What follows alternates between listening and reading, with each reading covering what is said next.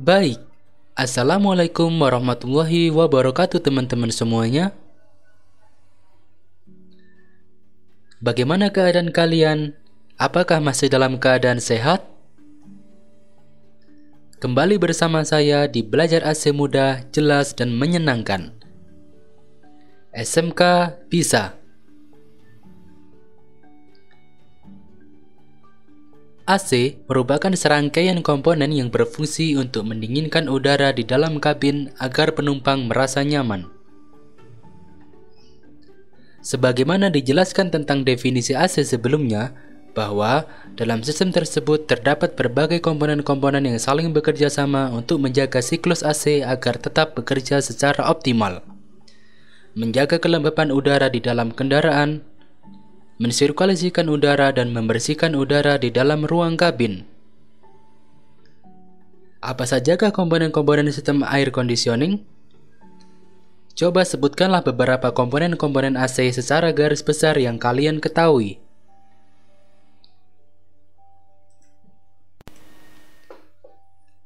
Baik, saya ucapkan selamat bagi kalian yang telah berhasil menjawab soal dengan benar. Pada sistem AC, terdapat komponen-komponen di antaranya adalah 1. Kompresor AC 2. Kondensor AC 3. Receiver dryer 4. Expansion valve 5. Evaporator AC 6. High pressure hose dan low pressure hose 7. Cooling fan 8. Blower AC 9. Refrigeran 10. Magnetic cloth 11. Thermostat 12. Pressure switch 13. Control panel. Baik, terdapat 13 komponen AC yang terdapat pada sistem air conditioning. Sekarang, coba jelaskan prinsip kerja dari salah satu komponen tersebut.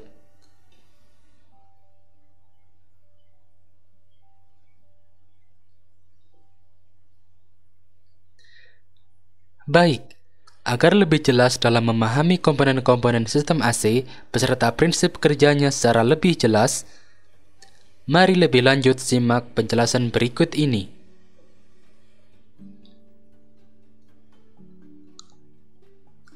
Kompresor AC.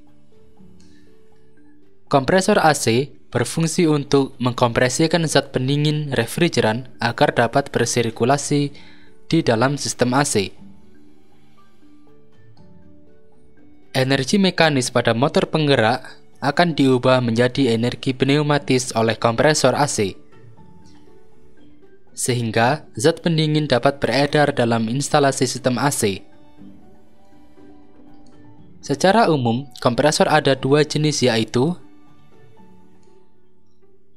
pertama, resiprokal, yang terdiri dari beberapa bentuk gerak piston, diantaranya adalah 1. Crank tipe 2. Swash plate tipe 3. Wobble plate tipe.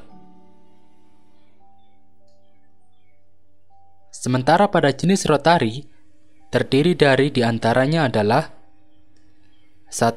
Scroll tipe dan 2. fan tipe.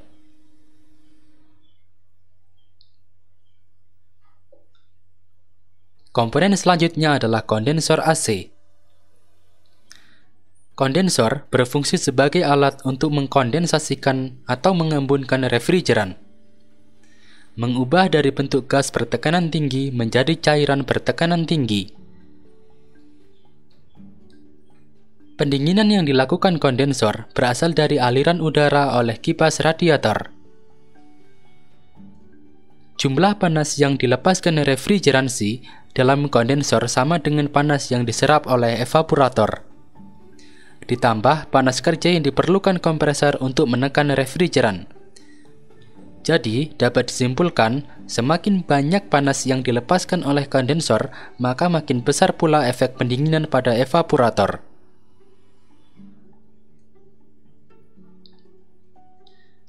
Kondisi di dalam kondensor akan terjadi kondensasi yang menyebabkan perubahan bentuk zat pendingin dari sebelumnya yang berbentuk gas menjadi bentuk cair.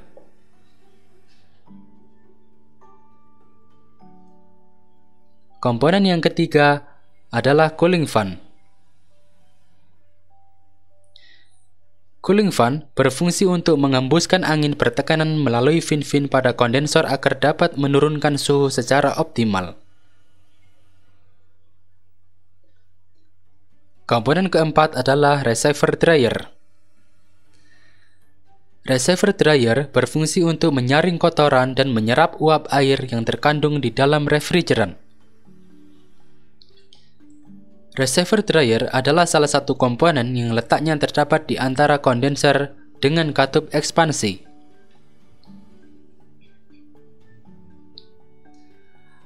Pada saat refrigeran dipompa kompresor, maka akan mengalir ke arah kondensor dan melewati receiver dryer sebelum ke arah katup ekspansi.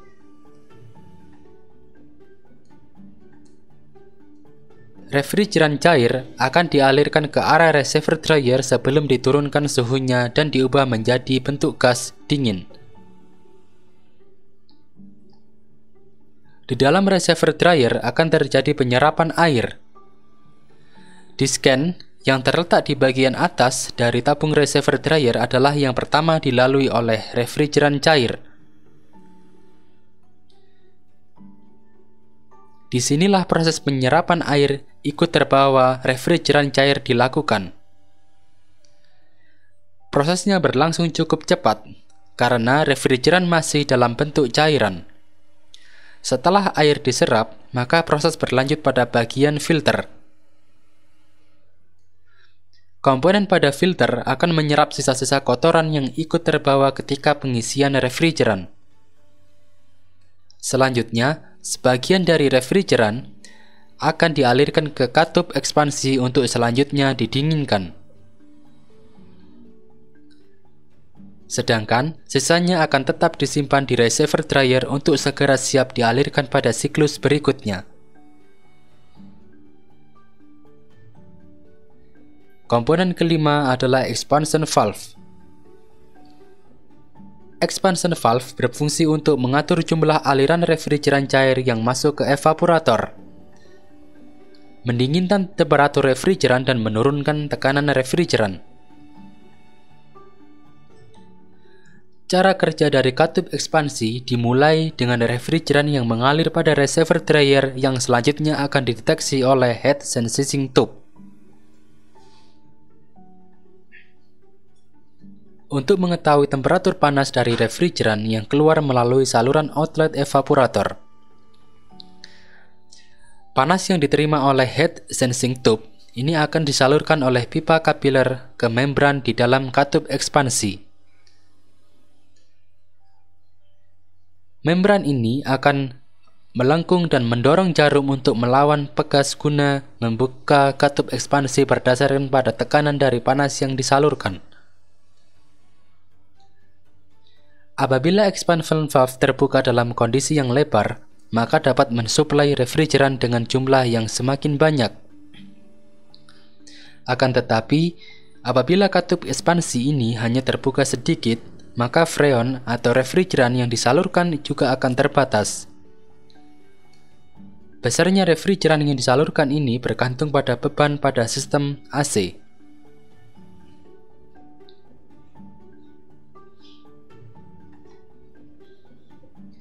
Komponen selanjutnya adalah evaporator.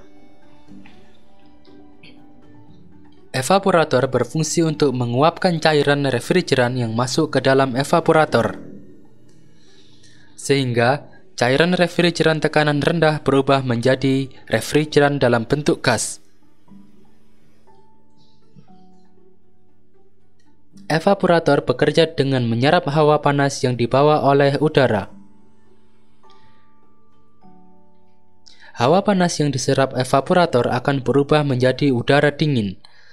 Sebelumnya, panas tersebut disalurkan ke evaporator dengan bantuan blower.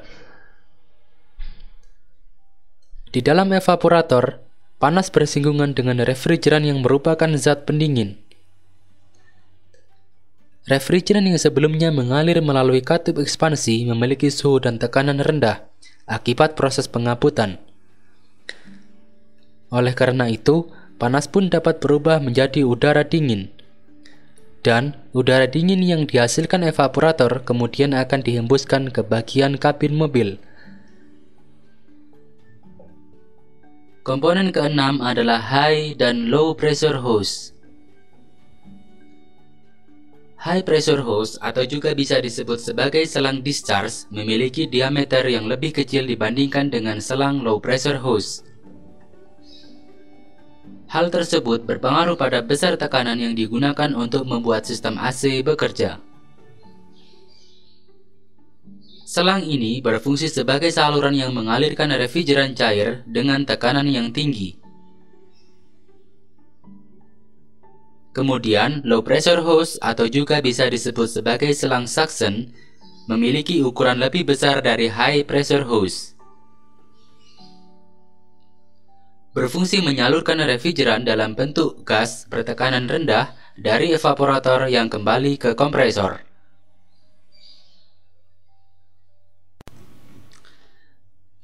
Komponen ketujuh adalah blower. Blower berfungsi untuk menghisap udara yang terdapat di sekitar blower dan kemudian akan dihembuskan ke dalam ruang kabin melalui sirip-sirip evaporator. Terdapat 3 prinsip kerja blower yaitu posisi low, medium, dan high. Masing-masing memiliki cara kerja yang berbeda yaitu pada posisi low. Jika pengaturan AC dalam posisi terendah atau low, maka arus angin akan mengalir dari kunci kontak ke bagian saklar motor blower evaporator.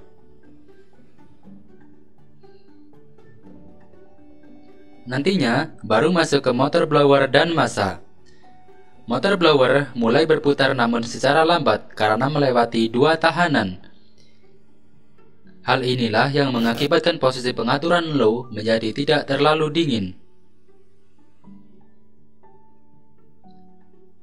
Kemudian posisi medium. Untuk posisi medium, cara kerjanya adalah arus mulai mengalir melalui 1 tahanan saja. Jadi, arus yang mengalir ke bagian motor blower menjadi semakin besar. Dan pada akhirnya, kecepatan putarannya akan juga semakin tinggi. Posisi high. Apabila berada pada posisi high, arus menuju motor blower tidak melalui tahanan lagi. Hasilnya, arus menjadi maksimal sehingga putaran motor menjadi paling tinggi. Jadi, dapat disimpulkan bahwa fungsi tahanan menjadi sangat penting dalam sistem AC, karena membuat pengaturan yang bervariasi sesuai keinginan pengendara. Kedelapan adalah refrigeran. Refrigeran adalah zat pendingin yang berfungsi untuk menyerap panas pada evaporator dan melepas panas pada kondensor dalam sistem refrigerasi. Proses tersebut akan membuat keadaan di mana temperatur refrigeran akan lebih rendah dari suhu sekitarnya, sehingga dapat melepaskan tenaga panas dari udara di sekitarnya. Pada umumnya, alat pendingin refrigerator mengoperasikan refrigeran untuk menghisap panas udara di sekelilingnya. Refrigeran akan menyalurkan panas dari sisi temperatur rendah ke sisi temperatur tinggi. Refrigeran akan berubah dari cair ke gas pada temperatur rendah dan dari gas ke cair pada temperatur yang tinggi. Komponen ke-9 adalah magnetic cloth. Magnetic cloth berfungsi untuk memutus dan menghubungkan kompresor dengan putaran mesin. Ketika saklar digeser pada posisi on. Pada posisi ini, arus listrik dari baterai akan mengalir menuju kumparan solenoid, sehingga terjadilah gaya kemagnetan di seluruh bagian dari kumparan tersebut. Adanya medan magnet yang cukup kuat akan menarik pressure plate hingga menempel dan terhubung dengan puli drive belt. Selanjutnya, pressure plate dan drive belt akan ikut berputar mengikuti putaran mesin. Hal tersebut membuat seluruh komponen di dalam kompresor AC akan ikut berputar dan bekerja untuk memompa cairan refrigeran. Jika saklar digeser ke posisi off.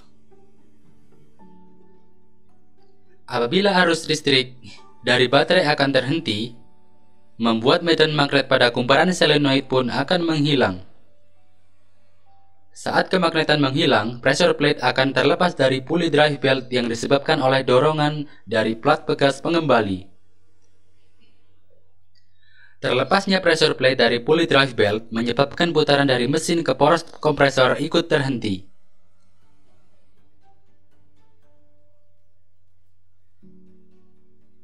Kemudian juga akibat terlepasnya pressure plate dari puli drive belt, putaran dari mesin ke poros kompresor pun akan juga ikut terhenti.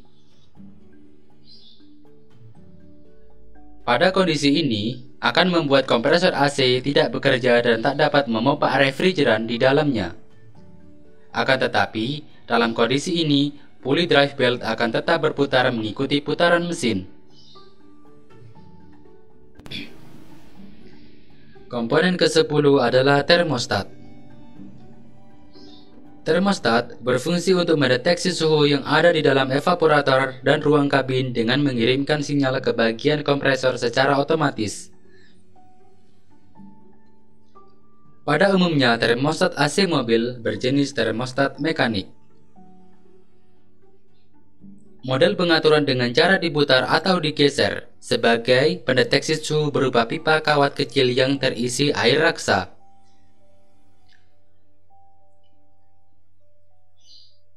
Hal tersebut berfungsi mengembangkan atau menyusut berdasarkan suhu. Di dalam termostat terdapat tabung yang akan mengembang atau menyusut yang menyebabkan kontaktor di dalam termostat tersambung atau terputus, yang kemudian memicu relay untuk menghidupkan atau mematikan kompresor dan kipas kondenser. Komponen ke-11 adalah pressure switch. Pressure switch berfungsi untuk mengontrol tekanan yang terjadi pada sisi tekanan tinggi. Bila tekanan siklus refrigeran terlalu berlebihan atau terlalu rendah, maka akan secara otomatis memutus hubungan pada magnetic cloth. Posisi apabila tekanan refrigeran terlalu tinggi. Apabila tekanan pada sisi tekanan tinggi terlalu besar, kira-kira 27 kg per cm², maka switch pada pressure switch akan off. Hal tersebut akan membuat arus listrik yang menuju ke magnetic cloth atau coupling magnet kompresor akan terputus sehingga magnetic cloth juga akan off. Pada kondisi ini, putaran dari puli kompresor tidak terhubung ke kompresor, sehingga kompresor AC tidak aktif walaupun puli berputar. Posisi apabila tekanan refrigeran terlalu rendah. Ketika tekanan refrigeran di sisi tekanan tinggi turun sampai 2,1 kg per cm², maka pressure switch akan menjadi off, sehingga magnetic cloth juga akan mati. Komponen ke-12 adalah kontrol panel. Kontrol panel berfungsi untuk mengatur kinerja AC sesuai dengan kondisi kenyamanan dari pengendara.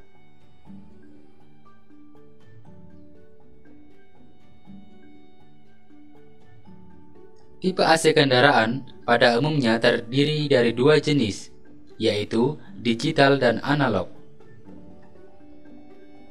Kontrol panel tipe digital menggunakan tombol-tombol sentuh dan dilengkapi panel layar indikator AC.